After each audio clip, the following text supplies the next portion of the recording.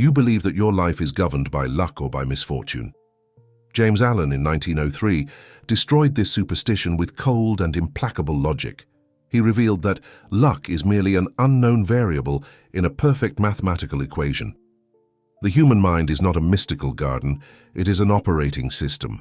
It is hardware that runs any software you choose to install. The universe does not judge the software, it merely executes the code. If your life is full of errors, full of bugs that crash your programs and corrupt your data, it is not bad luck.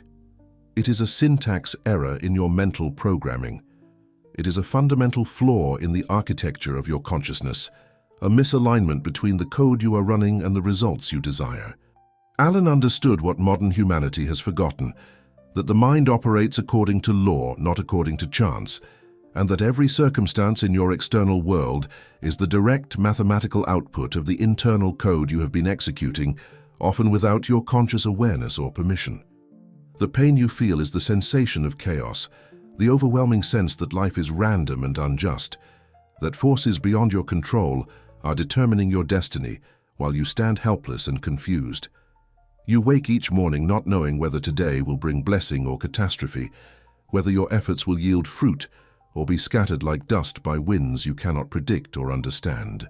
This is the agony of the unprogrammed mind, the suffering of one who has never learned that they are the author of their own source code. You are attempting to run a program of wealth on a operating system infected by viruses of fear, corrupted by malware of doubt, compromised by spyware of resentment. The system will crash, it must crash, it cannot do otherwise, because the law that governs mental causation is as precise and unyielding as the law of gravity. Allen promises you something far greater than hope or optimism. He promises you certainty. If you learn the discipline of mental engineering, if you master the exact mechanics of cause and effect as they operate in the realm of consciousness, you eliminate the factor of luck forever. You cease to be a gambler throwing dice at an indifferent universe, and you become the programmer of your own reality, writing clean code that executes flawlessly and produces predictable, reproducible results. Consider the absurdity of your current position. You would never expect a computer to run a graphics program without first installing the proper software. You would never blame the machine for failing to execute commands you never properly inputted. Yet this is precisely what you do with your own mind every single day. You want prosperity while running fear-based algorithms. You desire peace while executing anxiety subroutines in an endless loop. You seek love while your system is corrupted with files of resentment and bitterness that poison every interaction. The disconnect is not mysterious, it is mechanical. Allen saw this with crystalline clarity over a century ago, and his insight has only become more relevant as we have entered the digital age. The metaphor is no longer metaphor, it is literal description. Your mind processes information, stores data, executes programs and generates outputs based on inputs with the same mathematical precision as any computer ever built by human hands. The promise is not that you will get lucky. The promise is that you will transcend luck entirely, moving into a realm of causation so precise that luck becomes a meaningless concept, a word used only by those who have not yet discovered the control panel of their own consciousness. You will learn to debug your mental system, to identify the corrupted files and malicious code that have been generating your unwanted results, and to rewrite the fundamental algorithms that govern your daily experience. This is not spirituality as you have known it. This is engineering. This is science. This is the systematic application of law to the raw material of consciousness for the purpose of producing specific, desired outcomes with mathematical certainty. In this video, we will decode Allen's Gardner's protocol, updating it for the digital era as a process of mental debugging, a systematic method for identifying and eliminating the errors in your consciousness that have been producing the glitches, crashes, and system failures you call your problems. We will examine the architecture of thought itself, understanding how the law processes your mental inputs and transforms them into physical outputs with the precision of a computer executing compiled code.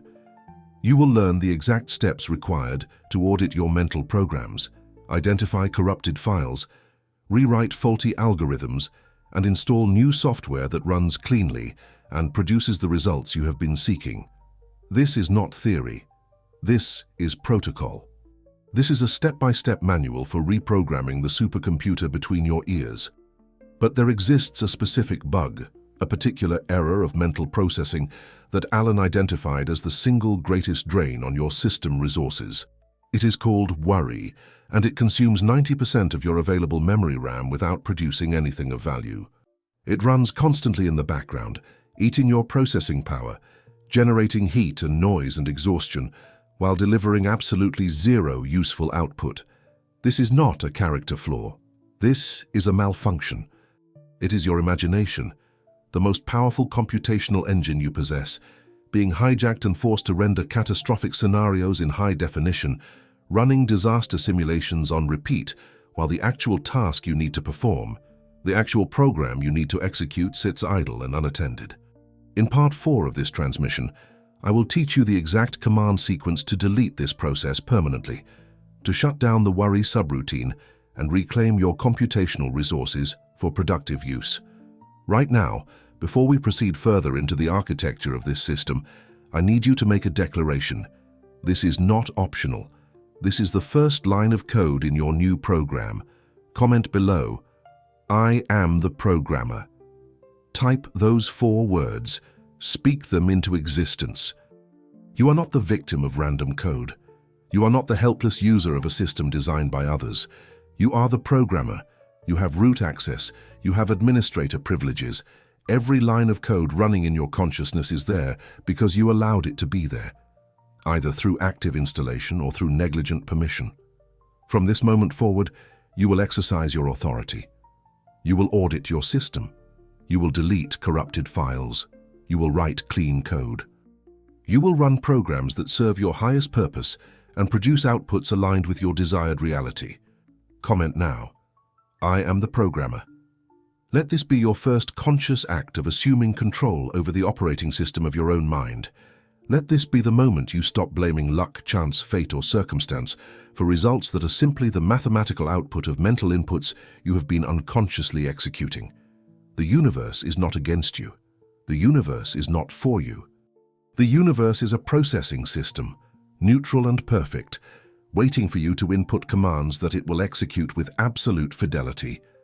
Are you ready to learn the syntax? Are you prepared to become fluent in the language of causation? Then let us begin the deep dive into mental engineering, where luck dies and law reigns supreme. The central concept that James Allen revealed is what we must call the law of iron, and it is this: men do not attract what they want, but what they are. This is not philosophy. This is the fundamental operating principle of consciousness, the root algorithm that governs all manifestation in the physical realm. The universe does not process desires, wishes, hopes, or intentions as primary data. It processes identity. It processes frequency. It processes the actual state of your being, not the aspirational fantasies you entertain while that state remains unchanged. To want to become rich while maintaining the character, habits, and mental patterns of poverty is a syntax error. The system cannot compile this code. It is like trying to run high-performance software on obsolete hardware or attempting to render graphics without a GPU. The desire is the output you seek, but the character is the input that determines what the system can actually produce. Allen understood that the universe operates on a principle of correspondence, a law that ensures perfect alignment between inner state and outer circumstance. This is not mysticism cloaked in pleasant metaphor. This is engineering. When Allen wrote that circumstances do not make the man, they reveal him, he was describing a diagnostic function. Your external life is a readout, a display screen showing you exactly what code is running in your consciousness at the deepest level. The man who wants wealth but embodies fear cannot receive wealth, not because the universe is withholding it, but because his internal programming is incompatible with the frequency of abundance. He is broadcasting a signal of scarcity, and the universe, which is a perfect receiver and transmitter, returns to him circumstances that match that signal with mathematical precision. Consider how the great industrialists of America understood this principle, even if they never articulated it in Allen's precise language.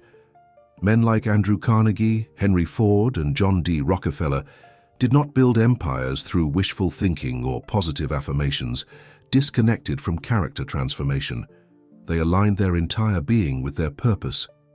They rewrote their internal code at the deepest level, eliminating subroutines of doubt, fear, and small-mindedness, installing in their place programs of vision, discipline, and relentless focus. They became, in their very identity, the embodiment of the outcomes they sought to create.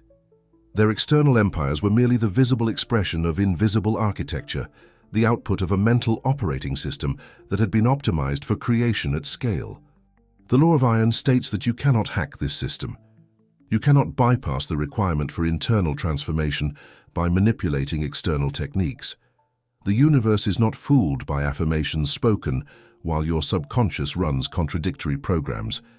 It is not deceived by vision boards created while your character remains corrupted by envy, resentment, or sloth. The system reads your actual state, not your performed state. It executes based on what you genuinely are, not what you claim to be or wish to become.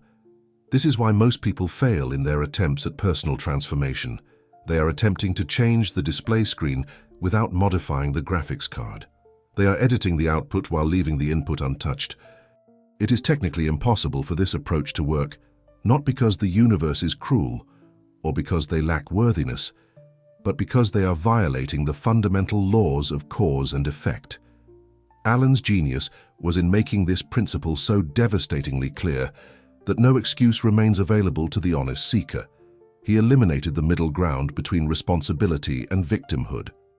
If your circumstances are the perfect expression of your character, then your circumstances can only change when your character changes.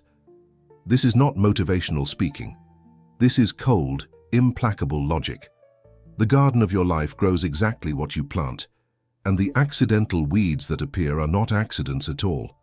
They are the natural result of neglected maintenance, of failure to actively cultivate the soil of consciousness. Luck has nothing to do with it. Chance is a myth believed only by those who refuse to examine the code they are running. The law of iron cuts both ways, and this is where its true power reveals itself. If you are responsible for your failures through the automatic operation of mental law, then you are equally responsible for your successes. You are not a victim of random forces, and you are also not dependent on external saviors, lucky breaks, or favorable circumstances. You are the first cause in your own life. Your character is the seed from which all conditions grow. Change the seed, and you change the entire garden. Modify the input, and the output transforms automatically, not through effort or struggle, but through the natural operation of law. This is the promise that Alan makes, and it is a promise backed not by hope, but by the mathematical certainty of cause and effect. The concept is so simple that the mind rejects it, searching for complexity, for nuance, for exceptions and special cases that might excuse continued failure. But there are no exceptions. The law operates perfectly, universally, without bias or favoritism. The beggar and the king are subject to the same code. The only difference is the software they are running. The beggar has installed programs of limitation, lack, and learned helplessness. The king has installed programs of abundance, power, and sovereign authority. The universe makes no moral judgment about which programs are better. It simply executes what is presented to it. It compiles the code and generates the output. Your life is not happening to you. Your life is happening through you, as you from you, as the inevitable result of the mental architecture you have constructed and maintain. This is why Alan insists that the work must begin with the mind, with thought, with the actual substance of consciousness itself. You cannot improve your external circumstances through external manipulation alone. You can rearrange the furniture in your prison cell, but you are still in prison until you change the internal code that created the cell in the first place. The businessman who wants to increase his revenue but maintains patterns of dishonesty, impatience, or poor judgment will find that the universe continues to mirror back to him circumstances that match his actual character, regardless of how many seminars he attends or strategies he implements.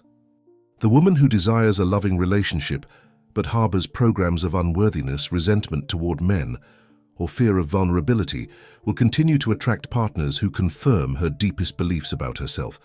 no matter how many dating apps she joins or how carefully she crafts her profile. The law of iron is utterly impersonal, and this impersonality is its greatest gift. It means the universe is not punishing you for past mistakes. It is not testing you to see if you are worthy. It is not withholding good from you because you failed to perform the correct ritual or speak the magic words. It is simply processing your data and returning results. Change your data, and your results change automatically. This is not spiritual bypassing or toxic positivity. This is engineering. This is the recognition that you have been given the most sophisticated instrument in the known universe, your own consciousness, and that this instrument operates according to law, not according to luck. Master the law, and you master your life. Ignore the law, and you remain subject to what appears to be chaos but is actually perfect order, responding to chaotic input. Alan saw this truth with such clarity that it burned through every excuse, every rationalization, every story people tell themselves about why they are stuck. He offered no sympathy for self-pity, because self-pity is simply a program that generates more circumstances worthy of pity. He offered instead something far more valuable, the blueprint for reprogramming your entire system from the ground up. He revealed that the power is not in circumstances, not in other people, not in economic conditions or social structures or family history. The power is in the thinker, in the one who writes the code, in the conscious awareness that can observe its own programming and make the decision to rewrite it completely. This is the central concept, the foundation upon which all else rests. You are what you think. Your life is what you are. Therefore, your life is what you think, maintained over time, executed consistently, compiled into physical form through the operation of law.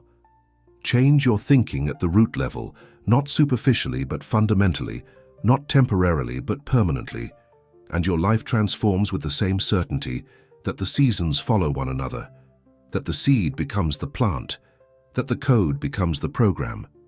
There is no luck involved. There is only law, and law is accessible to anyone willing to learn its syntax and commit to writing clean code. The invitation is not to believe this. The invitation is to test it, to treat it as a hypothesis, to run the experiment, to modify your mental input systematically and observe whether the output changes accordingly. Alan was not asking for faith.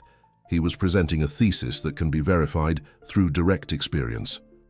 The man who consistently maintains thoughts of strength will develop a strong character and attract strong circumstances. The woman who habitually cultivates thoughts of peace will become peaceful in nature and create peaceful conditions around her. This is not magic, this is causation. This is the law of iron, and it has never failed because it cannot fail. It is woven into the fabric of consciousness itself. The great industrialists succeeded not because they were lucky, not because they were born into privilege, not because the system favored them. They succeeded because they understood this law, either consciously or unconsciously, and they aligned themselves with it completely. They became internally what they wished to create externally. They did not hope for success while maintaining the character of failure. They transformed their character into the exact mold that success requires, and success followed automatically, naturally, inevitably. This is the pattern. This is the template. This is the law of iron that Alan revealed, and it is available to every human being who has the courage to stop blaming circumstances and start auditing their code. The unshakable logic of Alan's system becomes even clearer when we apply a modern analogy. The garden is the algorithm. This is not mere metaphor. This is precise description of how consciousness operates as a processing system. Your mind is soil. Your thoughts are seeds. The circumstances of your life are the harvest. The law that governs this process is as exact and predictable as any algorithm running on silicon hardware. Seeds equal input of data. Every thought you think, every mental image you hold, every emotional frequency you maintain is a packet of data being fed into your subconscious processing system. The subconscious does not evaluate this data for truth or falsehood, for wisdom or foolishness. It simply accepts it as instruction and begins executing the program. Weeds are glitch and noise in the system. They are random thoughts, negative patterns, unconscious programs inherited from family, culture, and past trauma. They are corrupted files that run automatically in the background, consuming resources and producing unwanted outputs. The crucial insight Alan provides is this: these weeds are not supernatural attacks or evidence of cosmic disfavor. They are simply the natural result of neglect, of failure to actively manage your mental garden. Every garden left unattended will grow weeds. This is not a design flaw. This is how nature works. It fills every space with life. If you do not consciously choose what to plant, nature will plant for you, and nature's default program is wild growth, not cultivated abundance.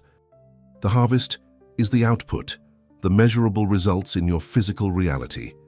Your bank account is a readout of the financial programs you have been running.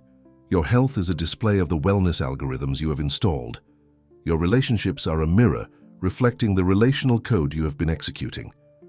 Alan insists that you cannot have a harvest different from the seeds you have planted.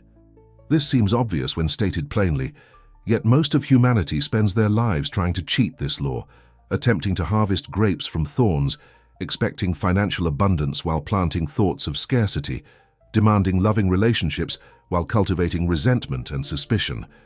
The system cannot comply with these contradictory instructions. It can only execute the actual code, not the desired code. Nature abhors a vacuum, and consciousness is subject to the same principle. If you do not write the code actively, if you do not take conscious control of your mental garden and plant specific chosen seeds, the system will run processes automatically. It will generate default programs.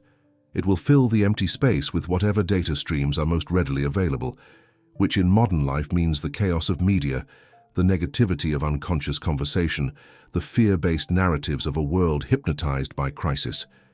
There is no such thing as an empty mind. The mind is always processing. The question is whether you are the one writing the program, or whether you have ceded control to random inputs from your environment. Alan understood that the untrained mind is like an unattended garden. It does not remain neutral or empty. It fills with weeds immediately, automatically, inevitably. These weeds are not evidence that you are a bad person or that the universe is against you. They are simply the natural consequence of not exercising your authority as the gardener. The man who complains that his life is full of problems while never examining or managing his thought life is like a gardener complaining about weeds while refusing to pull them out or plant actual crops. The logic is airtight. The law is unyielding. You cannot delegate responsibility for your mental garden to anyone else, and you cannot expect the garden to tend itself. This is where most people fail catastrophically. They believe that thinking is something that happens to them, that thoughts are visitors arriving from some external source, that they are passive recipients of mental content rather than active programmers of mental code. This belief is the root of all suffering, the source of all sense of powerlessness and victimhood. Alan destroys this belief with surgical precision. Thinking is not something that happens to you. Thinking is something you do. You are the thinker. You are the one inputting the data. If corrupted data is running in your system, it is because you allowed it to enter. If weeds are growing in your garden, it is because you failed to maintain vigilance at the gate of your consciousness. The algorithm processes input without judgment. It does not care whether your thoughts are rational or irrational, constructive or destructive, true or false. It simply receives the data and begins building the corresponding reality. This is why affirmations alone are useless if the deeper programming contradicts them. You cannot speak words of abundance while your subconscious runs programs of scarcity and expect the algorithm to be confused about which instructions set to execute. It reads the dominant code, the deepest patterns, the most consistently maintained frequencies. Surface-level changes produce no results because they do not reach the layer where the actual processing occurs. Alan's garden metaphor reveals the time factor in the law. Seeds do not become plants instantly. There is a lag between planting and harvest, between input and output. This lag is where most people lose faith in the system. They plant a few positive thoughts, wait a day or a week, see no immediate change in their circumstances, and conclude that the law does not work. But the seed is germinating underground, invisible to casual observation. The algorithm is processing the data, compiling the code, preparing the output. The fact that you cannot see the plant does not mean the seed is not working. It means you do not understand the growth cycle. Alan insists on patience, not as a virtue, but as a recognition of natural timing. You do not dig up the seed to check if it is growing. You trust the law and continue the process of careful cultivation. The discipline required is absolute vigilance. You must stand guard at the door of your consciousness, examining every thought that seeks entry, evaluating every piece of data before you allow it to be installed in your system. This is not paranoia. This is administration. You are the system administrator of your own mind. You have the authority to grant or deny access to any program. Most people have never exercised this authority. They allow every thought, every suggestion, every fearful image broadcasted by media or spoken by negative people to enter their mental garden and take root. Then they wonder why their harvest is chaos and suffering. Alan provides the solution with elegant simplicity. Become a conscious gardener. Actively choose what to plant. Deliberately pull the weeds as soon as they appear. Maintain the soil of your consciousness through daily attention and care. This is not a one-time decision. This is a lifestyle, a practice, a moment-by-moment discipline of mental hygiene. The algorithm will always reflect your dominant programming. Change the program by changing the input, by changing the seeds you plant, by changing the thoughts you habitually maintain. The harvest will change automatically, not because you forced it, not because you manipulated external circumstances, but because you aligned your inner state with the law, and the law produced the corresponding outer conditions. This is the unshakable logic that Alan presents. There are no exceptions. There are no lucky people who bypass the law. There are only those who understand the algorithm and those who do not. Those who understand it consciously manage their mental garden, planting only what they wish to harvest, removing weeds the moment they appear, and waiting with patient certainty for the crop to mature. Those who do not understand it live in perpetual confusion, believing themselves victims of random forces, never realizing that every circumstance they experience is the predictable, inevitable output of the mental code they have been running consistently over time. The garden does not judge you. The algorithm does not punish you. The law does not play favorites. It simply processes data and generates results. This impersonality is your greatest advantage because it means you can change your results by changing your data. You do not need to become more worthy. You do not need to earn favor from a capricious deity. You need only to learn the syntax of the mental operating system and begin writing clean code. Plant the seeds you actually want to grow. Remove the weeds that appear automatically.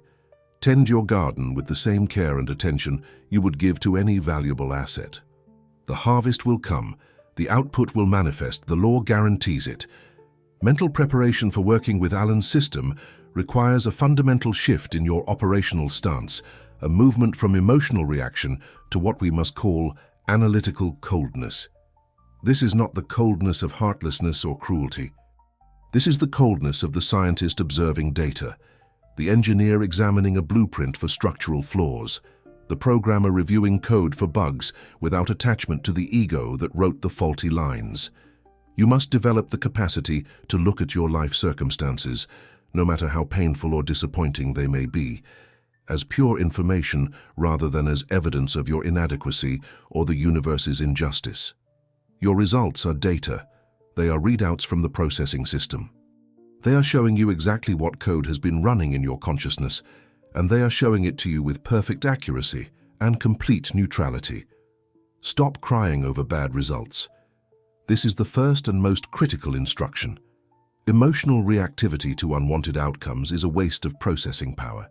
It is your system running unnecessary subroutines of self-pity, blame, and despair that consume energy without producing any useful output. The businessman who loses money and spends his evening lamenting his bad luck is running a victim program that will generate more circumstances requiring lamentation. The woman who experiences relationship failure and indulges in hours of bitter analysis about how all men are terrible is installing code that will ensure her next relationship confirms this belief. These emotional responses feel justified in the moment, but they are actually acts of continued misprogramming. They are taking the bad data from the past and deliberately reinstalling it for future execution.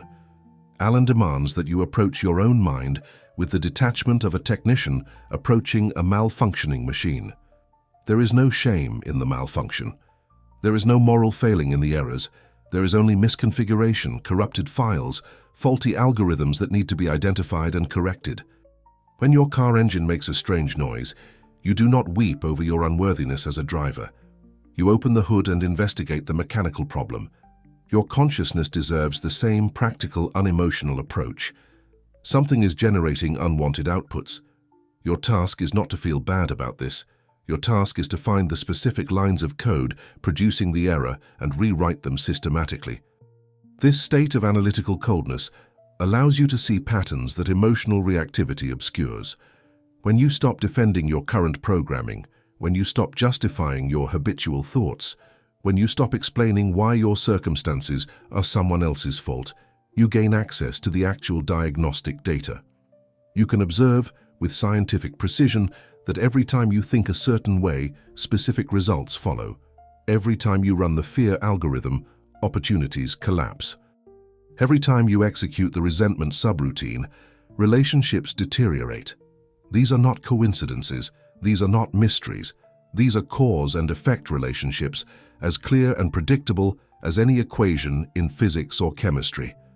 The preparation required is the willingness to be ruthlessly honest about what code you have been running. Most people cannot do this.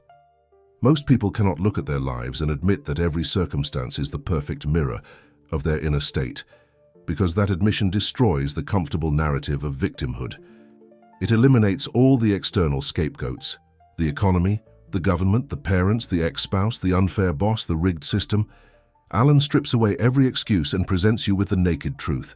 You are where you are because of what you have been thinking, believing, and consequently being. This is not condemnation. This is diagnosis. And diagnosis is the first step toward cure. You must cultivate the ability to observe your own thoughts without identifying with them completely. This is a subtle but crucial distinction. You are not your thoughts. You are the thinker, the one who has the power to generate, evaluate, and modify thoughts. When a fear thought arises, you do not need to become fearful. You can observe the fear thought as a piece of code attempting to run, and you can make a conscious decision about whether to execute that code or delete it. This observational capacity is what separates the conscious programmer from the unconscious user.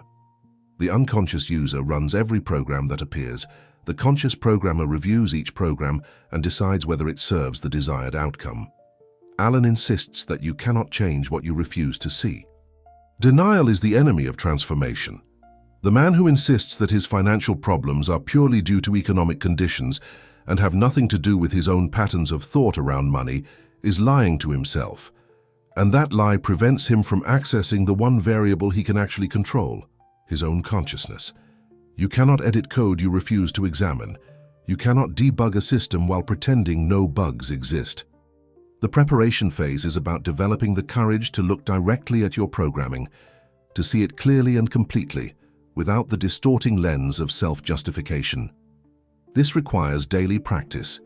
You must become the observer of your own mental processes, watching how thoughts arise, noting where they lead, tracking the emotional and behavioral results they produce. This is not meditation in the mystical sense. This is system monitoring.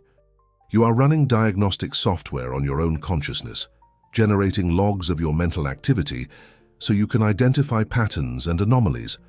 When you catch yourself running the complaint program, note it. When you observe the worry subroutine activating, record it. When you feel the resentment process consuming your resources, document it. You are building a map of your current programming so you know exactly what needs to be changed. The state of analytical coldness also protects you from the paralysis of perfectionism. You will find bugs. You will discover that you have been running terrible code for years or decades. This is not a reason to despair. This is simply information. The system can be reprogrammed at any time. The garden can be replanted in any season. The algorithm will process new data as faithfully as it processed the old data. There is no point at which you are too corrupted to fix, too damaged to repair, too far gone to return. These are simply more fear-based programs attempting to prevent you from taking administrative control. Delete them. They are lies, and lies are just malicious code designed to keep you locked in victim mode. You must also prepare yourself for the time lag between reprogramming and results. This is where most people fail. They begin to write new code, to plant new seeds, to run better programs, and they expect instant manifestation. When the external circumstances do not immediately reflect the internal changes, they conclude the system is broken and revert to their old programming. But the algorithm is processing, the seeds are germinating. The compile time varies based on how deeply rooted the old programming was and how consistently you are maintaining the new programming. Alan warns against impatience, not as a moral virtue but as a practical necessity. You do not microwave a garden. You do not force compile complex programs. You trust the law and continue the process with calm certainty. The preparation is about building the mental infrastructure required for sustained transformation. You need the detachment to observe without drowning in emotion. You need the honesty to see what is actually there rather than what you wish were there. You need the patience to allow the law to work according to its own timing rather than your anxious demands.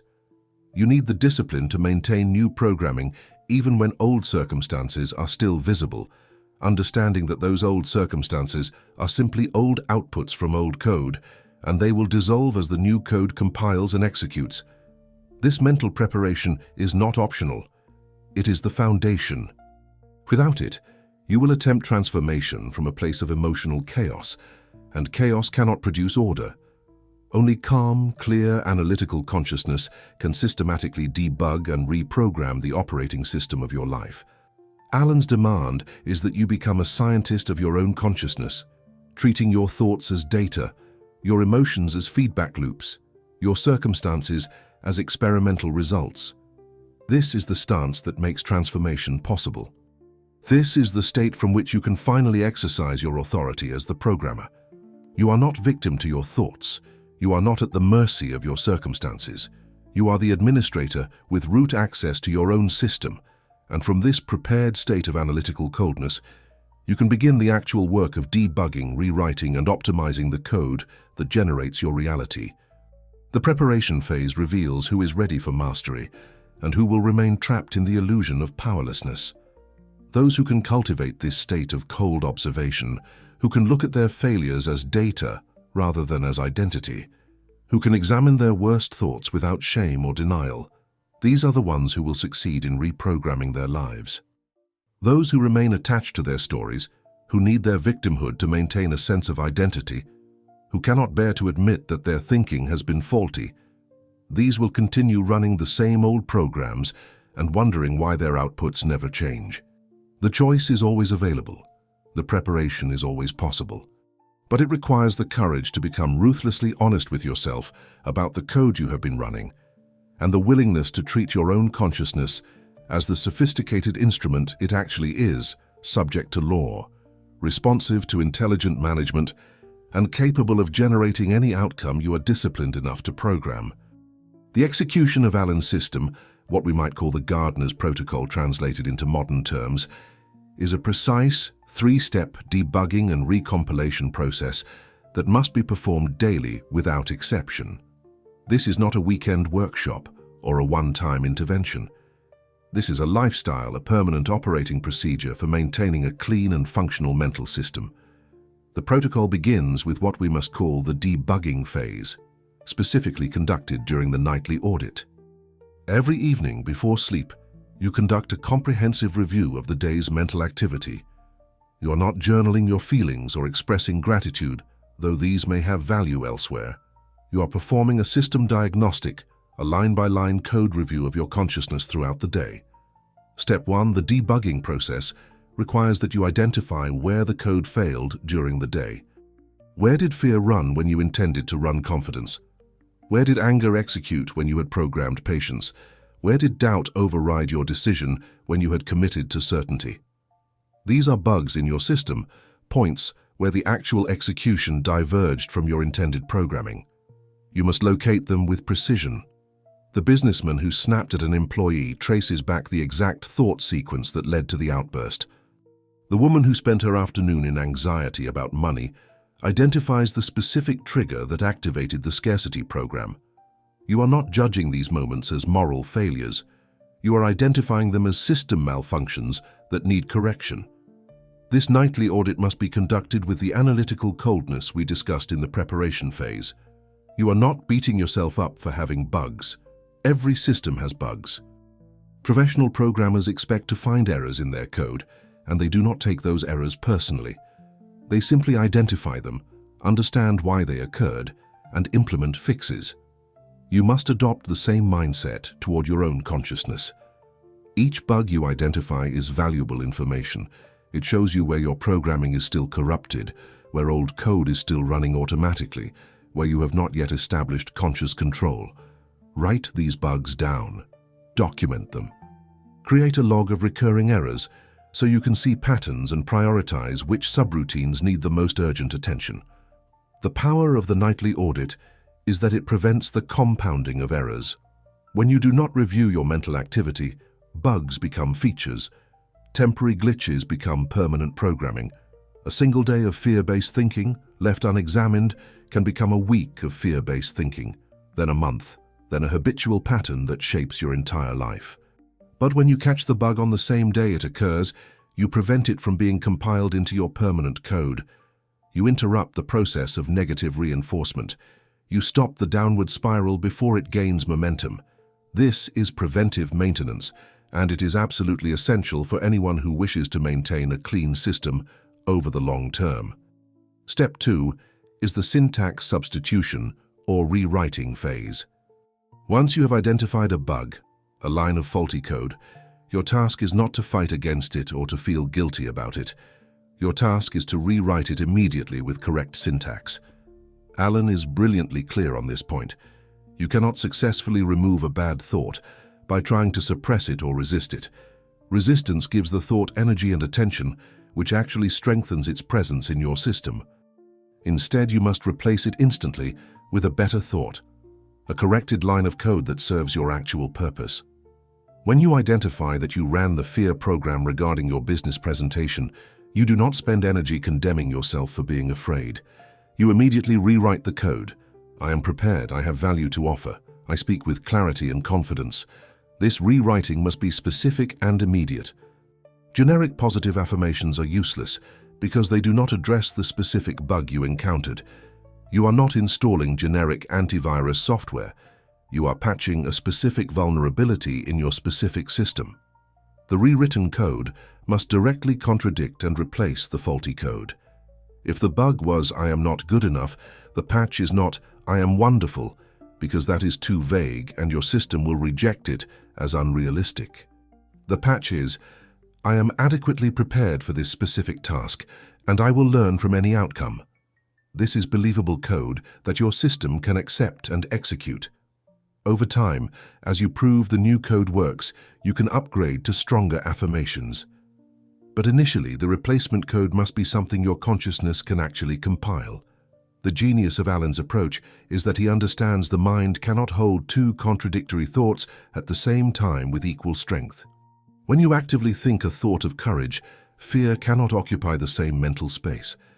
When you deliberately run a program of abundance, scarcity must temporarily cease execution. This is not mystical. This is the nature of consciousness as a processing system.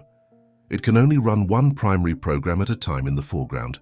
Your job is to ensure that the foreground program is the one you consciously chose, not the one that runs automatically from old conditioning. Every time you catch a bad thought and immediately replace it with a better one, you are training your system to default to the better code. You are establishing new neural pathways, new habit patterns, new automatic responses. This rewriting must happen in real time as much as possible, not just during the evening audit.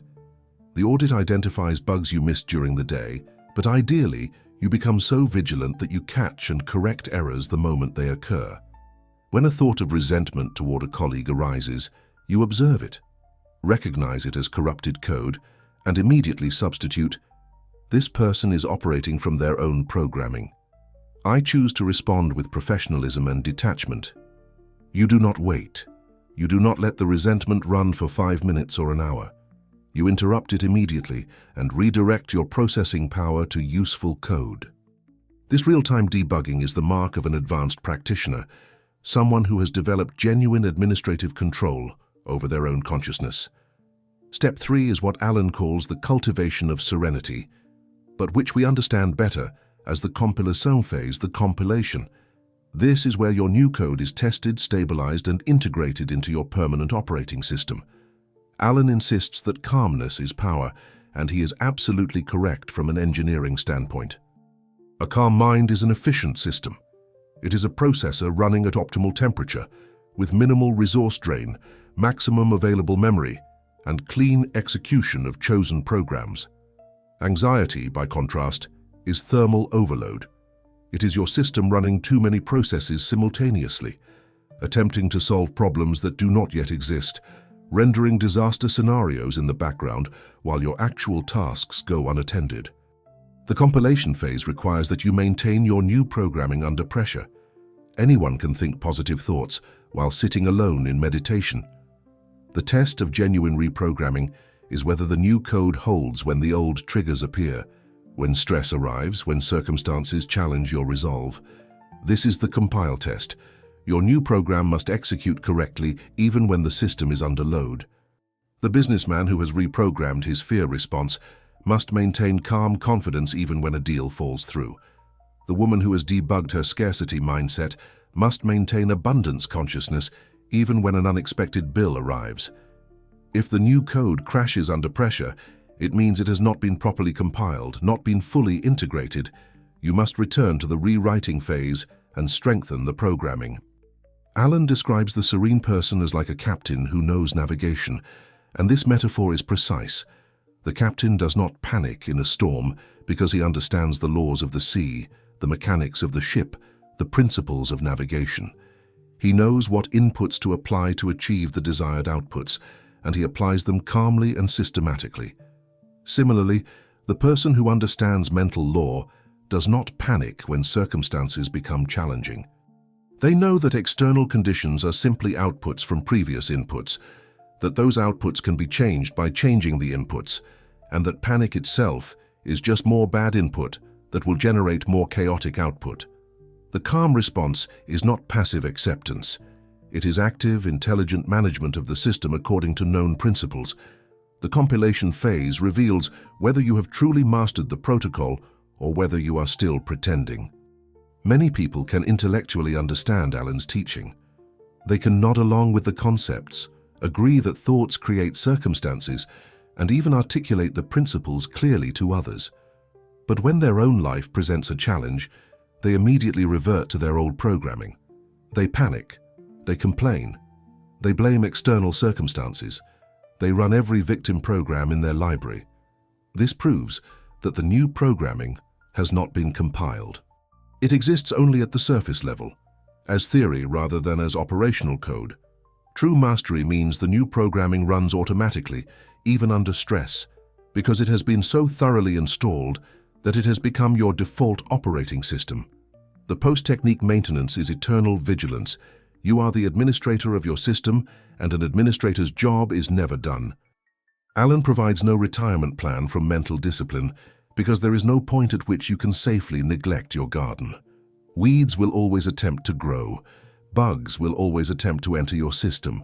Random data from your environment will always seek to install itself in your consciousness without your permission. The maintenance protocol is simple but non-negotiable.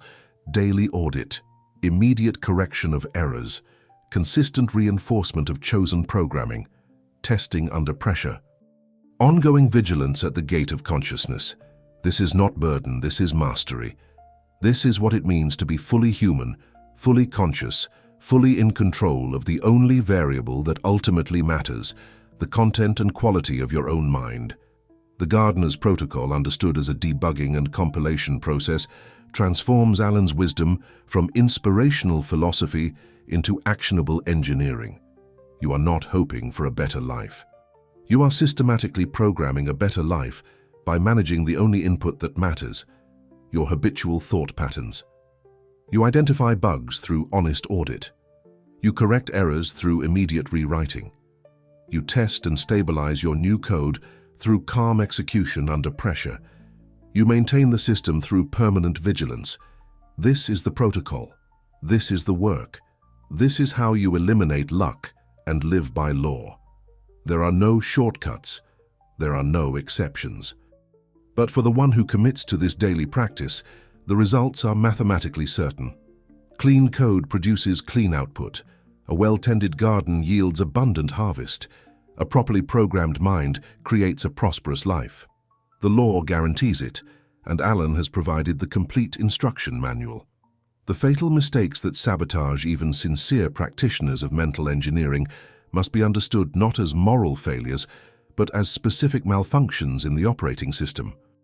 The first and most devastating of these mistakes is what we must call poor resource management, and it manifests most clearly in the bug of worry. Alan identifies this with surgical precision. Worry is not weakness of character. Worry is not evidence of insufficient faith or inadequate spirituality. Worry is the catastrophic misuse of your most powerful computational resource, your imagination. It is taking the supercomputer of your consciousness, the instrument capable of rendering any future reality you can conceive, and forcing it to run disaster simulations on an infinite loop. Mistake number 1, the hook we promise to reveal, is this. Anxiety is using your hardware to render failure scenarios in 4K resolution. Your imagination is the most sophisticated projection system in existence. It can create detailed, emotionally vivid, sensorially complete experiences of realities that do not yet exist.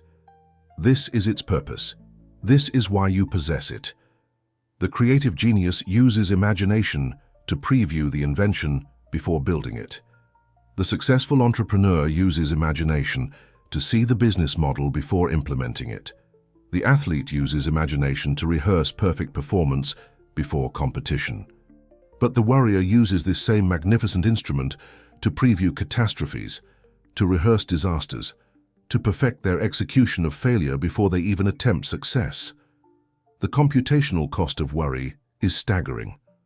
Alan understood that anxiety consumes 90% of your available processing power while producing zero useful output. When you worry about whether you will lose your job, you are not preparing for job loss. You are not developing skills. You are not networking or updating your resume. You are simply running simulations of unemployment over and over, each iteration strengthening the neural pathways of fear and incompetence, each repetition installing deeper programming that makes the feared outcome more likely to manifest. You are paying interest on a debt that does not exist. You are solving problems that have not occurred. You are fighting battles in imaginary futures while neglecting the actual present moment where your real power resides. The insidious nature of this bug is that it feels productive. The mind mistakes motion for progress, mistakes anxiety for preparation. The worrier believes they are being responsible by considering all the ways things could go wrong. But consideration is analysis that leads to action. Worry is paralysis that leads to more worry. When you analyze a potential problem and develop a contingency plan, you have used your imagination productively.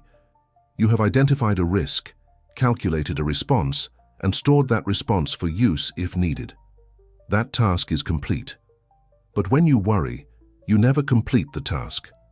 You run the disaster simulation again and again, each time hoping to reach some resolution that never comes, because worry by definition is thought without decision, fear without action, imagination trapped in a recursive loop. Alan's diagnosis is devastating in its accuracy. Worry is the most debilitating disease of the mind, not because worry makes you feel bad, though it does, not because worry is unpleasant, though it is, but because worry consumes the resource you need for actual creation. Every moment spent worrying is a moment not spent programming the reality you actually desire. Every cycle of anxiety is a cycle unavailable for running confidence, clarity, or creative problem solving. You have a finite amount of processing power each day. Worry ensures that most of it is wasted on rendering futures you do not want, which paradoxically increases the probability that those futures will manifest because you are programming them so vividly into your consciousness. The modern equivalent is unmistakable. You are running a resource-intensive graphics program to render nightmares in high definition, while your actual productive applications sit idle in the background. Your system is thermal throttling. Your fans are running constantly. Your battery is draining. And for what output? Nothing. Worry produces no decisions. It generates no solutions. It creates no value. It is pure waste, pure inefficiency, pure drain on the system. And yet most people run this program almost continuously, wondering why they feel exhausted, why they cannot think clearly, why they have no energy left for pursuing their actual goals. Mistake number 2 is the attempt to change output without modifying input, trying to alter circumstances without altering consciousness. This is the error of treating the symptom while ignoring the disease, of editing the display screen without changing the graphics card, of rearranging the furniture in your prison without unlocking the door. Alan is merciless on this point because the error is so common and so completely futile. The person who wants more money but maintains thoughts of scarcity is attempting to hack the system. The person who desires a loving relationship but harbors resentment and unworthiness is violating the law. The person who seeks peace while running anxiety programs is asking for a mathematical impossibility. You cannot improve your life by focusing exclusively on external manipulation. You cannot succeed at the level of circumstance while failing at the level of consciousness. This is not philosophy. This is engineering. The external world is the output device. The internal world is the processing unit. The output device displays whatever the processor generates. If you do not like what is being displayed, staring at the screen and wishing it were different accomplishes nothing. Tapping the screen, shaking the monitor, rearranging the desktop icons, these are all futile gestures that do not address the actual source of the problem. The problem is in the processor. The problem is in the code being executed. Change the code and the display changes automatically. Try to change the display without changing the code, and you will exhaust yourself in pointless effort while the display continues to show the same unwanted content.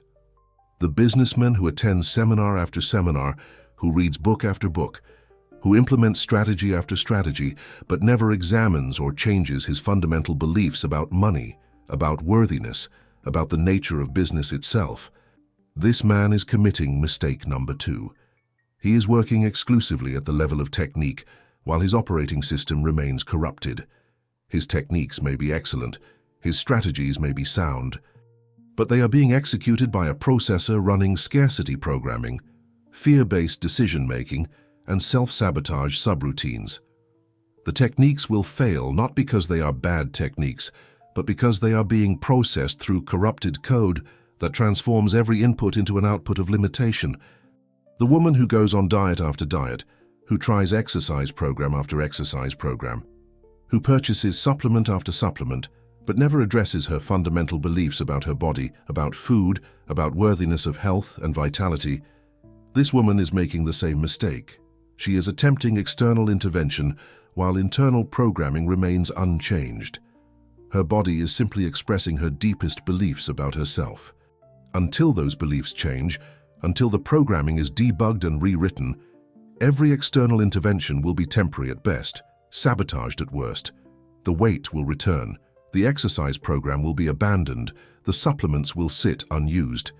Not because she lacks willpower, but because her actions are being overridden by deeper code that defines her as someone who does not deserve or cannot maintain health and vitality. Alan's logic is airtight. Men do not attract what they want, but what they are. You cannot want your way into a new life. You must become your way into it. Wanting is surface-level code, easily overridden by deeper programming. Being is root-level code, the fundamental architecture that determines what programs can run successfully.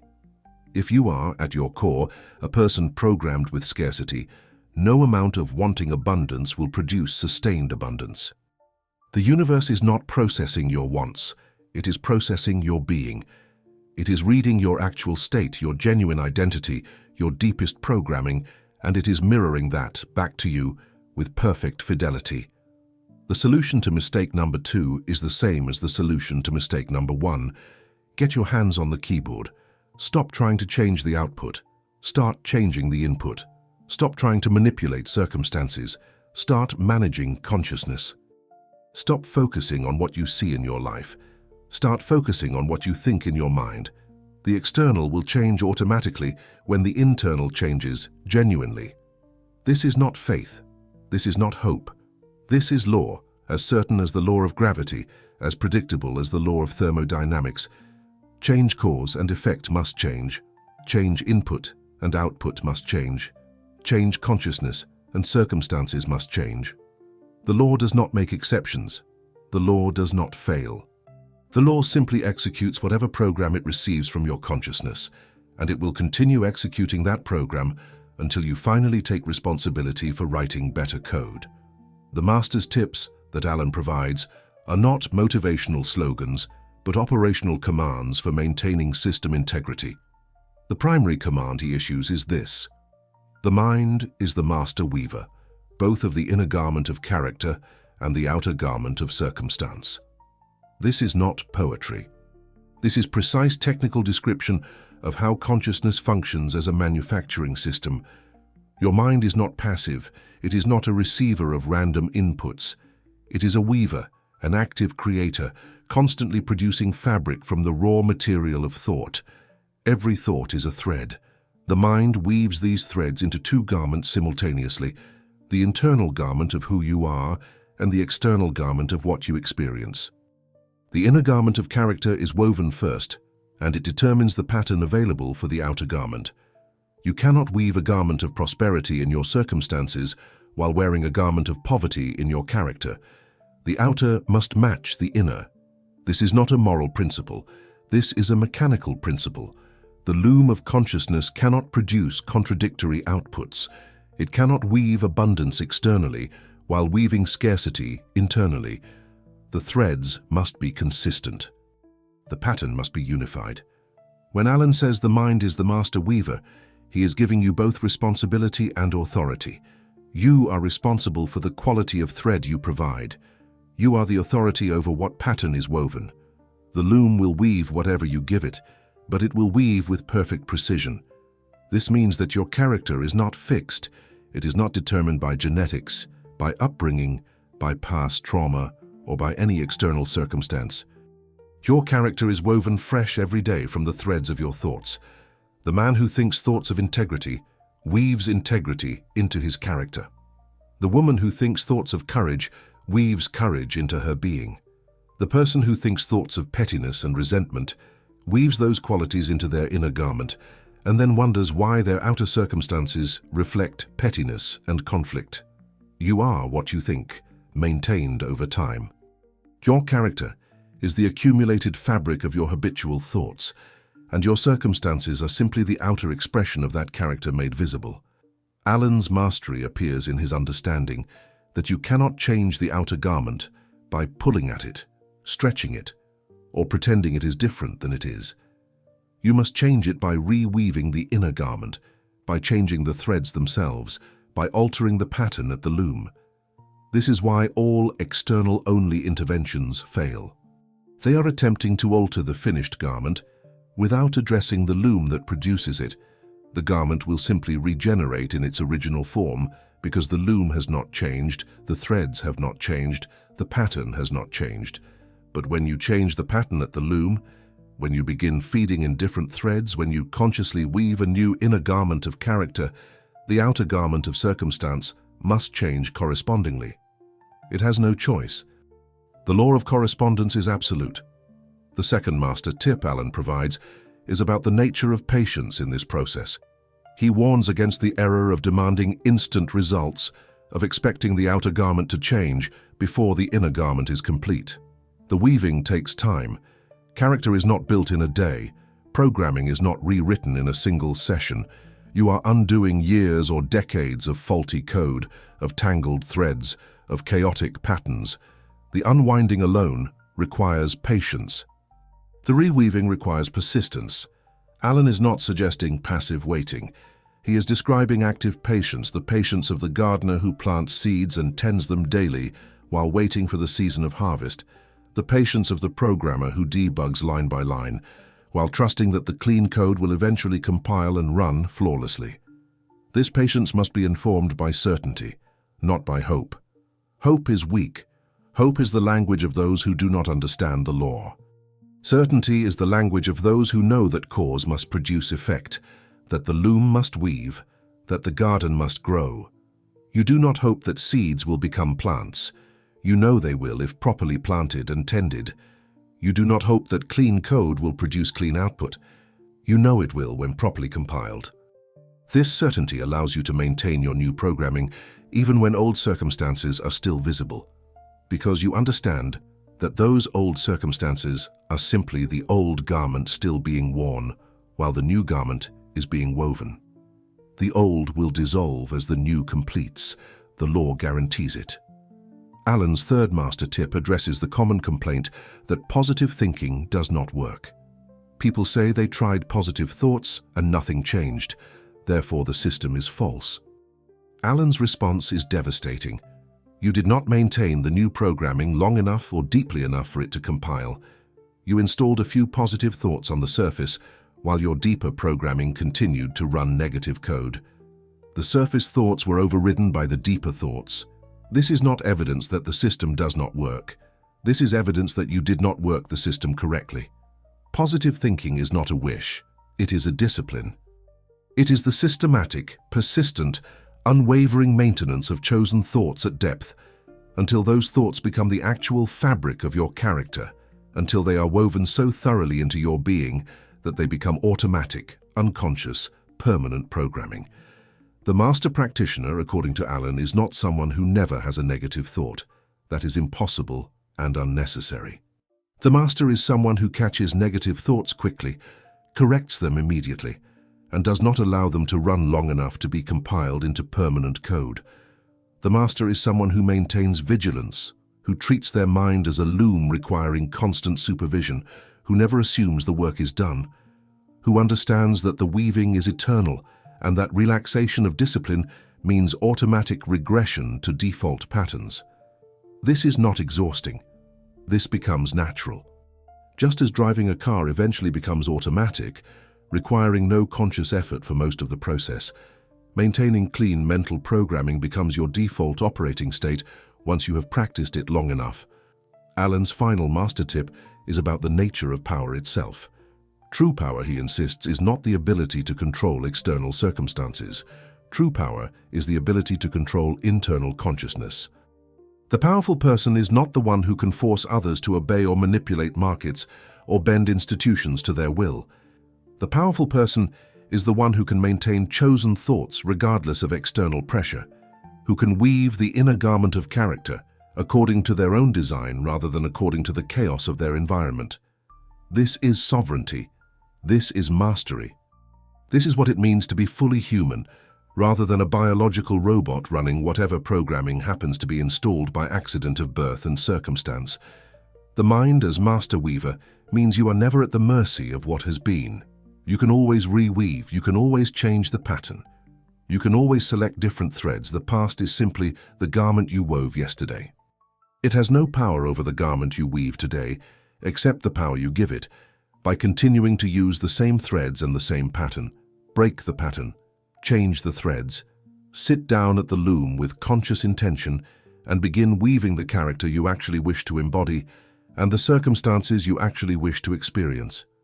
The law will honor your work. The loom will produce what you weave.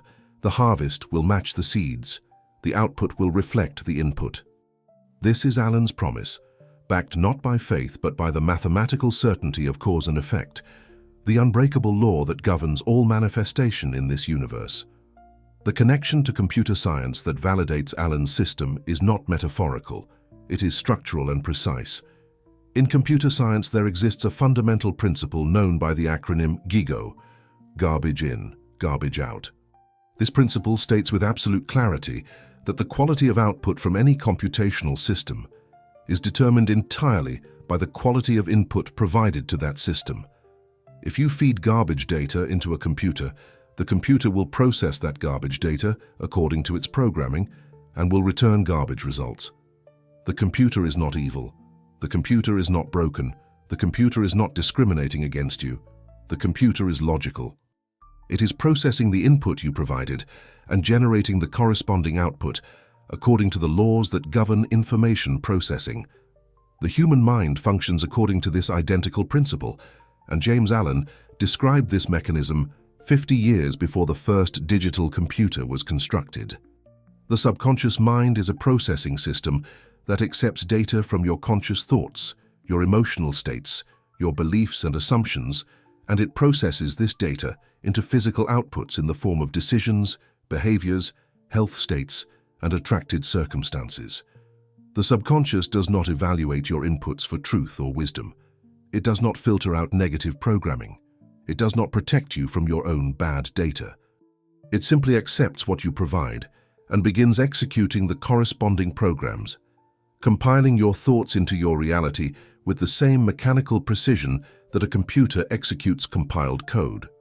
When you input thoughts of fear, worry, limitation, and scarcity, your subconscious processes this data and generates outputs that match fearful decisions, worried behaviors, limited actions, scarce results. This is not punishment. This is not bad luck. This is Gigo in operation.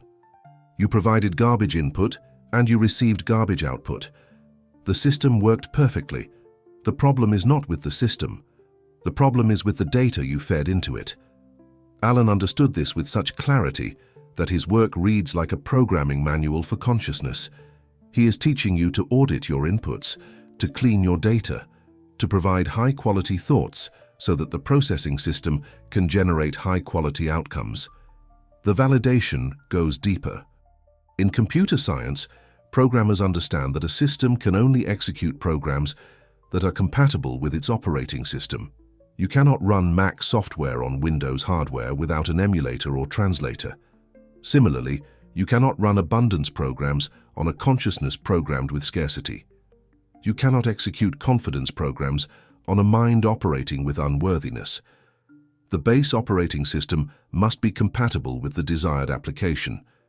This is why surface-level techniques fail.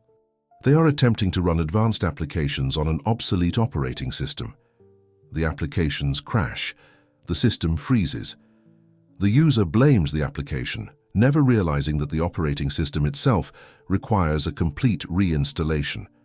Allen's genius is that he provides the method for reinstalling the operating system of consciousness. He teaches you to wipe the corrupted files, to reformat the drive, to install clean base code, and only then to run the applications you desire. This is why his approach works when others fail. He is not selling you applications to run on your existing corrupted system. He is teaching you to rebuild the system itself from the ground up, creating a stable, clean platform on which any positive program can run successfully. This is root-level access. This is kernel modification. This is fundamental architecture, not cosmetic interface design. The principle of deterministic processing applies perfectly to consciousness. In computer science, a deterministic algorithm is one that will always produce the same output for the same input. Given identical inputs, the system will generate identical outputs every single time. This is how computers work. This is also how minds work. The man who habitually maintains thoughts of health will deterministically generate healthy decisions and healthy outcomes. The woman who consistently runs programs of love and compassion will deterministically attract loving and compassionate relationships. The law is deterministic. The processing is not random. There is no luck involved. There is only the mathematical relationship between input and output, between cause and effect, between the code you write and the program that executes. Modern neuroscience has validated Allen's model with stunning precision. We now understand that thoughts create neural pathways, that repeated thoughts strengthen those pathways, that habitual thoughts become automatic programs running below the level of conscious awareness. This is exactly what Allen described as character formation. Your character is literally the network of neural pathways you have constructed through habitual thought. Every time you think a thought, you're either strengthening an existing pathway or creating a new one. Think thoughts of courage repeatedly, and you build a superhighway of courage in your brain. Think thoughts of fear repeatedly, and you build a superhighway of fear. Your brain, like a computer, executes the programs that have the strongest, most well-established pathways. This is not mysticism. This is neurobiology confirming ancient wisdom. The concept of garbage collection in computer science provides another validation. In programming, garbage collection is the process of identifying and deleting data that is no longer needed, freeing up memory and processing resources for new operations. Allen's nightly audit is essentially garbage collection for consciousness. You review the day, identify the mental garbage that accumulated, delete it through recognition and correction, and free up your cognitive resources for better programming tomorrow. Without regular garbage collection, any system becomes cluttered, slow, and eventually crashes. This is why most people feel mentally exhausted and confused. They never perform garbage collection. They accumulate corrupted files, outdated programs, and malicious code year after year, wondering why their system runs so poorly. The validation extends to the concept of infinite loops in programming. An infinite loop is a sequence of code that repeats endlessly because it never reaches a condition that would terminate the loop. Worry is an infinite loop. Resentment is an infinite loop. Anxiety is an infinite loop. These programs run constantly, consuming resources, producing no useful output, and preventing other programs from executing. Allen's debugging protocol is specifically designed to identify and terminate these infinite loops. You catch the worry program running, you recognize it as a loop that will never complete, and you forcibly terminate it by redirecting your processing power to a finite, completable task. This is not suppression. This is efficient resource management. Allen anticipated the concept of machine learning without using the term. Machine learning is the process by which a computer system improves its performance through experience, adjusting its algorithms based on results. Your consciousness operates identically. Every action you take produces a result. That result is feedback. If you are conscious and paying attention, you use that feedback to adjust your mental algorithms, improving your programming for the next iteration. The person who fails but learns nothing is a system that cannot implement machine learning. The person who fails analyzes the failure, identifies the faulty code that produced it, and corrects that code is a system that learns and improves.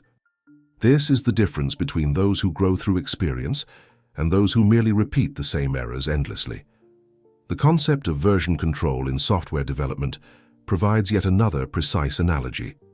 Programmers maintain multiple versions of their code, allowing them to roll back to previous stable versions if new changes introduce bugs. Your consciousness should operate with the same wisdom. When you install new programming, new ways of thinking, new patterns of response, you should maintain awareness that you are testing a new version of yourself.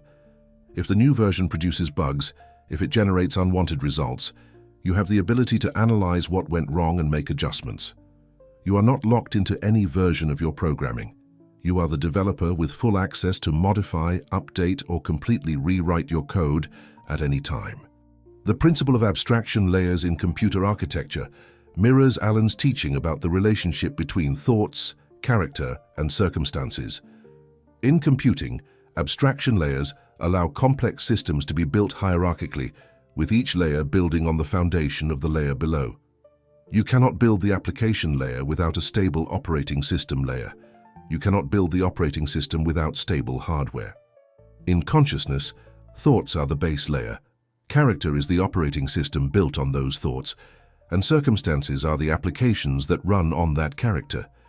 You cannot sustainably change the circumstances layer without first stabilizing the character layer, and you cannot stabilize the character layer without first cleaning the thought layer.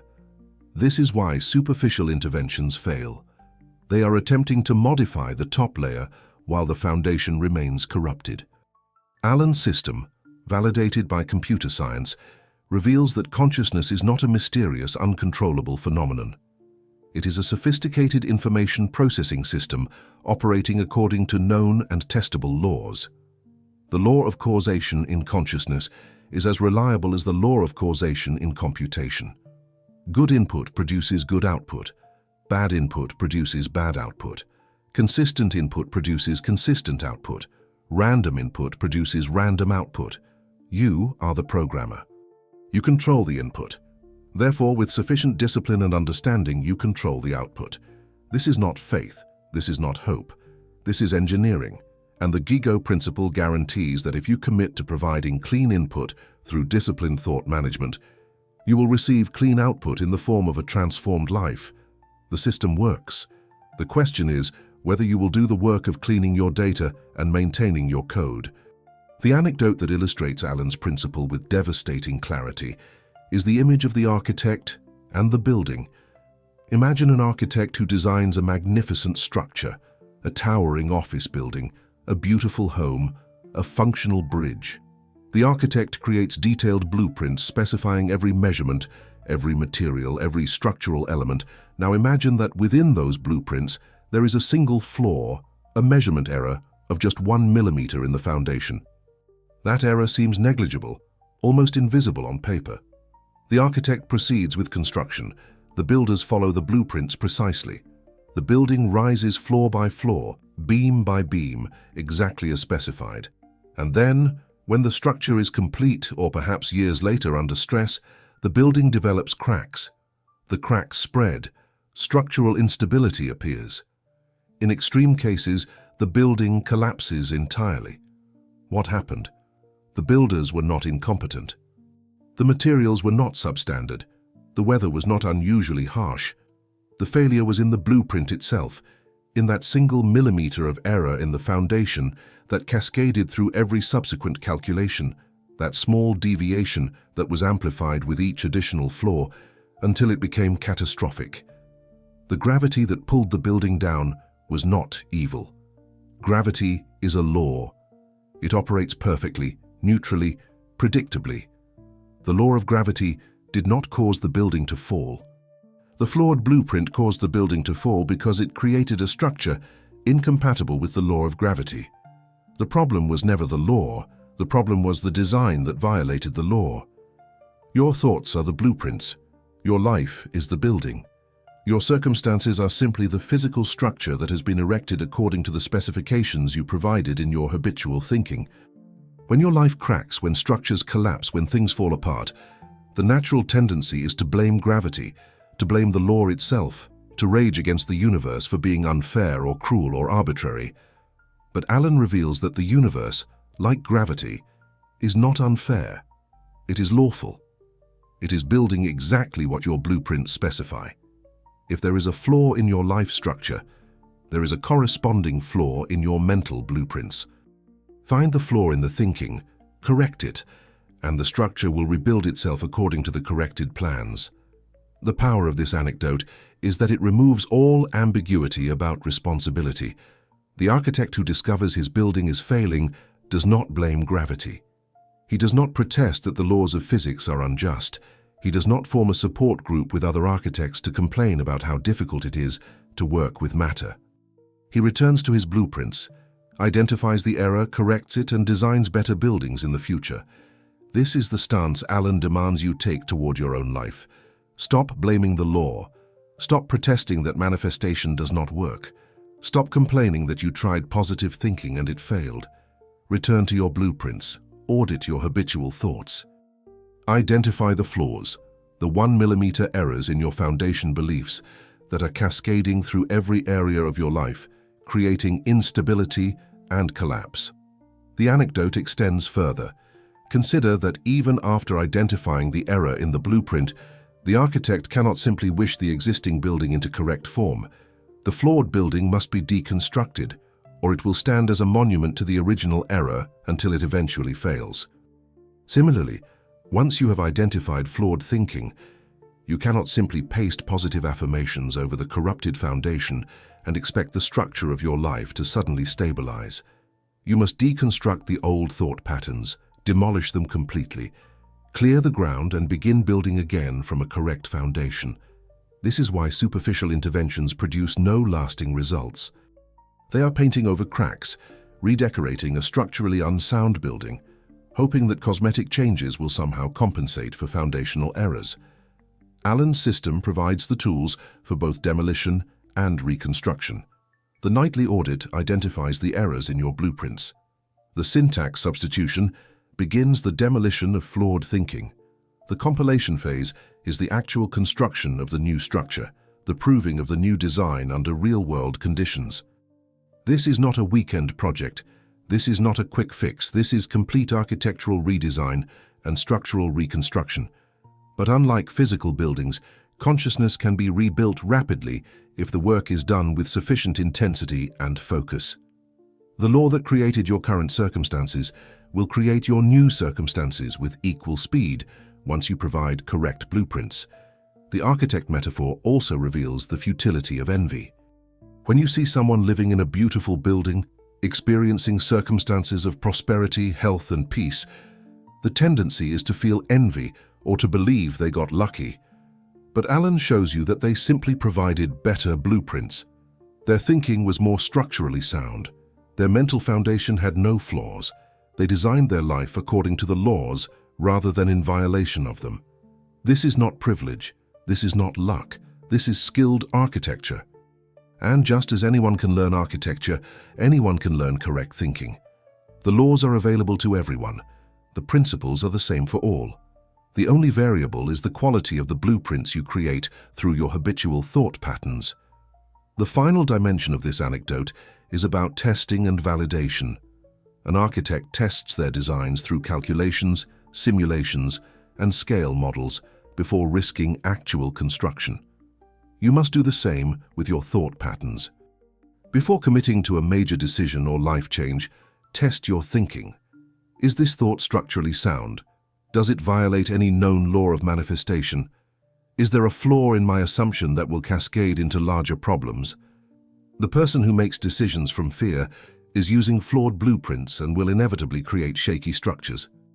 The person who makes decisions from clarity, from alignment with principle, from careful thought, is using sound blueprints and will create stable, enduring structures. Alan's message through this anecdote is both sobering and empowering. Sobering because it removes all excuses, all external blame, all comfortable stories about why your life is difficult. Your life is difficult because your mental architecture has flaws. Empowering because it means you can change everything by correcting those flaws. You do not need to change the law. You do not need to convince the universe to make exceptions for you. You need only to learn correct architectural principles, apply them to your thinking, and allow the law to build your life according to the new correct specifications. The building will rise. The structure will be sound. The law guarantees it, because the law never fails. Only blueprints fail, and blueprints can always be redrawn. The synthesis of power that Alan provides as his final transmission is not a feel-good conclusion, but a declaration of law. Luck is a myth believed by the weak, by those who have not yet discovered the control panel of their own consciousness, by those who remain hypnotized by the illusion of randomness and victimhood. The strong, the awakened, the masters of life understand that luck is simply a word used to describe the operation of law by those who do not comprehend cause and effect. When you see someone experiencing what appears to be good fortune, you are not witnessing luck. You are witnessing the harvest of disciplined mental cultivation. When you see someone experiencing what appears to be bad luck, you are not witnessing cruel fate. You are witnessing the natural consequence of negative or chaotic mental programming executing according to perfect law. Alan's entire system can be synthesized into a single operational principle. Consciousness is cause, circumstance is effect. This is not philosophy subject to debate. This is engineering principle subject to verification. Every circumstance in your life, without exception, is the effect of a cause in your consciousness. The circumstances may appear random or externally caused, but that appearance is illusion, created by lack of understanding. When you examine any circumstance carefully, when you trace it back through the chain of decisions and behaviors that created it, when you trace those decisions and behaviors back to the thoughts and beliefs that generated them, you arrive inevitably at consciousness as first cause. The thread may be long and the connection subtle, but the thread is unbroken. Your current reality is the perfect output of your historical programming. This synthesis of power destroys every excuse simultaneously. You cannot blame your parents, though they installed your original programming, because you have the authority to rewrite that programming at any moment. You cannot blame your circumstances, because circumstances are effects, not causes, and effects cannot prevent you from changing the cause. You cannot blame the economy, the government, your race, your gender, your history, because these are all external conditions that have power over you, only to the extent that you have programmed yourself to be limited by them. The man who believes the economy determines his prosperity will find that his prosperity rises and falls with economic reports. The man who understands that consciousness determines prosperity will thrive in any economy because he has identified the actual source of wealth, disciplined thought, not external conditions. The synthesis reveals that you are always and already powerful, but most people never access their power because they never identify where it actually resides. They search for power in money, in position, in physical strength, in alliances and connections, in external resources and advantages. But power is not in any of these things. Power is in the capacity to think what you choose to think, to maintain that thinking regardless of external pressure, and to allow the law to transform that thinking into corresponding circumstances. The penniless man who can control his consciousness is more powerful than the millionaire who is slave to fear, worry, and chaotic thinking. Because the penniless man can create wealth from his disciplined mind, while the millionaire will lose his wealth to his undisciplined consciousness. Allen's synthesis makes clear that techniques are useless without correct foundation. You can learn every manifestation method, every visualization protocol, every affirmation system, every ritual and practice, but if your foundational programming is corrupted, these techniques will produce nothing. They are applications trying to run on a faulty operating system. The system will crash, but when your foundation is sound, when your character is woven from clean threads of disciplined thought, techniques become almost unnecessary. The law operates automatically. Your consciousness generates the blueprint. The universe builds according to specification. You do not need complicated methods. You need clean code. You do not need secret knowledge. You need disciplined thinking. You do not need luck. You need law, and law is available to anyone willing to learn its principles and submit to its requirements. The message of empowerment that concludes this transmission is a command, not a suggestion. Stop playing dice with your future. Stop gambling on chance. Stop hoping for lucky breaks or favorable circumstances. Stop waiting for someone to save you or something to change externally. Assume the keyboard. Take your seat at the control panel of your consciousness. Acknowledge that you are the programmer, that you have always been the programmer, that you cannot not be the programmer because consciousness is the only variable in your life over which you have direct, immediate, total control. Everything else is downstream. Everything else is effect. Everything else is output generated from the input you provide through your habitual patterns of thought. Write the code of prosperity. This is not wishful thinking. This is deliberate programming. Prosperity is not a miracle. It is an output generated by specific inputs, thoughts of abundance, beliefs in worthiness, expectations of increase, focus on value creation, disciplined management of resources both mental and material. Install these programs, run them consistently, debug them when they malfunction, optimize them through experience. The system will compile this code and generate prosperity as naturally and inevitably as a garden generates harvest from planted seeds. You do not need to convince the universe to give you prosperity.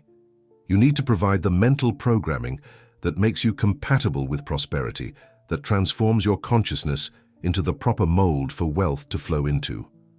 Write the code of health. Your body is not separate from your consciousness. Your body is output hardware controlled by the processing software of your mind. Every cell responds to the signals sent by your thoughts. Thoughts of vitality create vitality. Thoughts of disease create disease. This is not blame for those who are currently ill. This is empowerment for those willing to recognize that healing begins in consciousness, that the body has extraordinary capacity to restore itself when the mind stops running destructive programs. Write code of wellness, of strength, of perfect function. Run this code consistently. Your body will respond because it has no choice but to obey the instructions from the master control system of consciousness. Write the code of peace. The chaos in your life is not imposed from outside. It is generated from within by chaotic programming, by conflicting instructions, by mental processes running in infinite loops of worry and anxiety. Peace is not the absence of challenge. Peace is the presence of clear, purposeful, directed consciousness that knows what it is doing and why. Peace is efficient system operation, with minimal resource waste, optimal processing speed and clean execution of chosen programs. Install peace as your base operating state. Delete the anxiety programs. Terminate the worry loops. Refuse to execute fear-based code. The external circumstances will mirror this internal state automatically because the law of correspondence never fails. The system is ready to run your program. This is the critical insight that most people miss. The universe is not broken. The law is not malfunctioning. The processing system is perfect, waiting, ready to compile and execute whatever code you provide. It has been waiting your entire life for you to take control, to provide deliberate input, to assume your authority as programmer. The system does not judge your code. It does not evaluate whether your programming is worthy or sophisticated or elegant. It simply processes what you give it and returns the corresponding output. This means you can begin right now, this moment, regardless of your past, regardless of your current circumstances, regardless of how badly corrupted your previous programming has been. The engineering is in your hands. This is not metaphor. This is literal truth. You possess the only instrument capable of changing your life from the inside out, your own consciousness. You have direct access to the control panel. You can observe your current programming. You can identify bugs and errors. You can write new code. You can delete corrupted files. You can install clean operating systems. You can run any program you choose to write. The power is not in circumstances. The power is not in other people. The power is not in luck or fate or divine intervention. The power is in the thinker, in the conscious awareness that can direct itself, that can choose its own content, that can program its own reality. Alan's message strips away all complexity and reveals the simple truth. Think correctly and you will live correctly. Think with discipline and your life will reflect discipline. Think with chaos and your life will reflect chaos.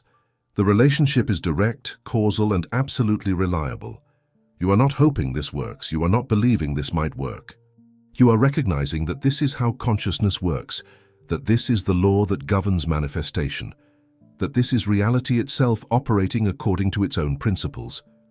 Your only choice is whether to work with the law consciously and deliberately, or to remain unconscious and continue experiencing seemingly random results that are actually the perfect output of unconscious, undisciplined mental programming. The challenge that completes this transmission is concrete and immediate. The Clean Code Challenge. For the next 24 hours, treat every negative thought as a virus attempting to infect your system. The moment you detect a thought of fear, worry, resentment, limitation, or any other destructive pattern, recognize it as malicious code and delete it instantly. Do not analyze why the virus appeared. Do not justify its presence. Do not indulge it, even briefly. Simply delete it through immediate recognition and substitution with correct code. This is your test. This is your proof of concept. This is how you discover whether you are actually willing to exercise the authority Alan has revealed you possess, or whether you prefer to remain a victim of unconscious programming. 24 hours is long enough to see results and short enough to maintain intensity. You can do anything for 24 hours with complete focus. The challenge is not to be perfect, not to never have a negative thought. The challenge is to catch negative thoughts quickly and refuse to let them run. Every time you successfully interrupt a destructive thought pattern and redirect to constructive thinking, you are proving your administrative authority. You are demonstrating that you can control your own consciousness, that you are not slave to random mental events, that you are the programmer with power over what code executes in your system. Document your experience. Note how many times you catch and delete negative code. Observe how this vigilance affects your emotional state, your decision-making, your interactions with others. Notice whether maintaining clean code for 24 hours creates any shift in your circumstances, however subtle. This is not blind faith. This is empirical testing. Allen's claims are testable. The law is verifiable. Run the experiment. Provide clean input consciously and deliberately for one complete day. Observe whether the quality of your experience shifts. If it does, you have verification that the system works. If it does not, examine whether you actually maintained clean code, or whether you allowed negative programs to run longer than you admitted. The challenge reveals your current level of mastery. If you find that you cannot maintain vigilance for even 1 hour, if negative thoughts run unchecked despite your intention to delete them, you have discovered how weak your administrative control currently is. This is valuable data. It shows you that your system has been running on autopilot, that unconscious programs have been executing freely, that you have not been exercising any real governance over your mental processes. This is not failure. This is diagnosis. Now you know the work that needs to be done. Now you understand why your life circumstances have been what they are. Weak mental governance produces chaotic life circumstances. Strengthen the governance, and the circumstances will strengthen automatically. But if you discover that you can maintain the discipline, that you can catch and delete negative thoughts consistently throughout the day, that you can feel your consciousness becoming cleaner and more powerful as you refuse to run corrupted code, then you have discovered something extraordinary. You have actual power. You have authority. You are not a victim of your thoughts, but the master of them. And if you can do this for 1 day, you can do it for 2 days, for a week, for a month, for a lifetime. The discipline is the same. The only question is whether you will commit to it permanently or revert to unconscious operation after the challenge ends. The final call to action is subscription to sacred logic for those who are ready to understand the mechanics of reality without filters, without comforting lies, without spiritual bypassing or toxic positivity. This channel exists for those who want the engineering manual, not the motivational poster. For those who want law, not luck. For those who are prepared to take full responsibility for their consciousness and therefore for their lives. If this transmission has revealed something to you, if you recognize the truth in Allen's logic, if you are ready to stop being a victim and become a programmer, then subscribe. Join the collective of those who understand that spirituality is science, that consciousness is technology, that the universe is a processing system waiting for your commands. The transmission is complete. The protocol has been delivered. The choice is now yours, as it has always been yours, as it will always be yours. You can continue running whatever random code your environment installs in your consciousness, remaining subject to what appears to be luck and chance and chaos. Or you can assume your throne as the programmer. Begin the systematic debugging and rewriting of your mental operating system, and watch with certainty as your external circumstances transform to match your internal code. Allen has given you the manual. Computer science has validated the model. The law is waiting to process your input. The only remaining question is, what code will you write?